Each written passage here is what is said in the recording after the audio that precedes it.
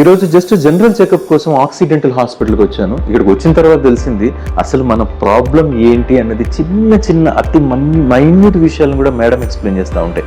ఆక్సిడెంటల్లో Madhuri madam గారు explain చేస్తున్న ప్రతి విషయం కూడా మన డెంటల్ అవగాహన ఎలా ఉండాలి ఏంటి అన్నది తను క్లియర్ కట్గా చెప్పిన తర్వాత అర్థమైంది.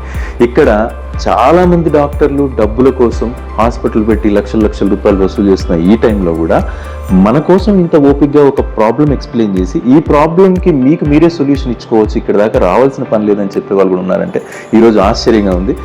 ప్రతిదీ కూడా ఈ హాస్పిటల్లోనే ఎక్స్రే యూనిట్ అయితే ఏంటి ఏదైనా కూడా ఇక్కడే, మనకు ఎక్కడికి దేనికోసం వెళ్ళాల్సిన పని లేదు. ఏదైనా డెంటల్ ప్రాబ్లం ఉందా, దానికి ఏ ట్రీట్మెంట్ కరెక్టా అని కన్ఫ్యూజన్లో ఉన్నారా? సో డెఫినెట్గా మీకు అలాంటి చిన్న చిన్న టిప్స్ కావాలన్నా నన్ను కాంటాక్ట్ అవ్వచ్చండి.